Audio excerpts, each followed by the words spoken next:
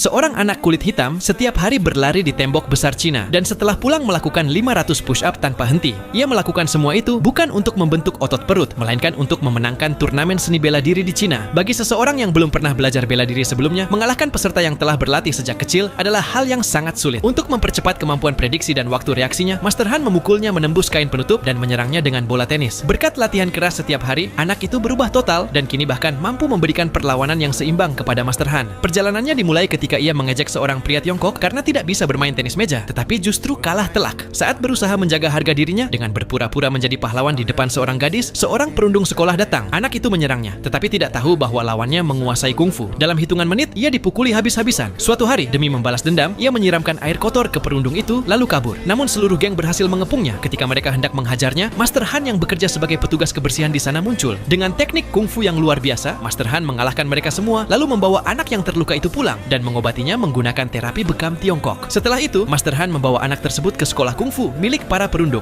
Guru mereka yang kasar berkata bahwa itu urusan anak-anak. Dengan bijaksana, Master Han mengajukan tantangan bahwa pertarungan berikutnya hanya akan terjadi di turnamen yang akan datang. Dan sampai saat itu, tidak seorang pun boleh mengganggu anak tersebut. Untuk memenangkan turnamen, Master Han mulai mengajarinya kungfu yang sesungguhnya. Ia tidak mengajarkan jurus-jurus mewah, melainkan hanya menyuruhnya berlatih mengangkat, menggantung, melepas, dan mengenakan jaket berulang kali. Anak itu merasa kesal. Namun suatu hari ketika Master Han tiba-tiba menyerangnya, memori ototnya bekerja dan ia berhasil menangkis semua serangan hanya dengan gerakan yang sama seperti saat berlatih jaket. Saat itulah ia menyadari bahwa kungfu hadir dalam kehidupan sehari-hari. Untuk memahami kungfu lebih dalam, mereka pergi ke sebuah gunung. Di sana anak itu melihat seorang wanita berdiri seimbang dengan satu kaki sambil menirukan gerakan ular. Teknik itu nantinya akan sangat berguna baginya. Pada hari turnamen, Master Han memberinya seragam kungfu dan menjelaskan bahwa menang atau kalah bukanlah hal yang terpenting. Jika ia memberikan yang terbaik, lawannya akan menghormatinya. Setelah mengatasi rasa gugupnya, anak itu memenangkan pertandingan dan melaju ke semifinal. Namun di sana, guru sang perundung memerintahkan salah satu muridnya untuk menghancurkan kaki anak tersebut. Murid itu melakukan pelanggaran dengan menyerang lututnya secara berbahaya hingga ia harus dibawa ke ruang medis. Semua orang mengira ia akan menyerah dan wasit hampir mengumumkan pemenang. Namun tiba-tiba anak itu kembali ke arena sambil tertatih-tatih. Seluruh stadion bergemuruh oleh tepuk tangan. Di pertandingan final, ia berhadapan langsung dengan perundung tersebut. Atas perintah gurunya, perundung itu terus menyerang kaki yang cedera hingga menjatuhkannya ke matras. Namun anak itu bangkit lagi sambil menahan rasa sakit. Ia mengangkat kaki yang cedera ke udara dan mengambil posisi seimbang dengan satu kaki, persis seperti gaya ular yang pernah dilihatnya di gunung. Seluruh fokusnya tertuju pada lawan. Saat perundung itu menyerang, anak tersebut melompat ke udara dan melancarkan tendangan spektakuler yang membuatnya memenangkan pertandingan. Setelah kekalahan itu, sang perundung akhirnya menyadari kesalahannya. Ia sendiri yang memberikan trofi kepada anak tersebut dan bersama teman-temannya meminta maaf.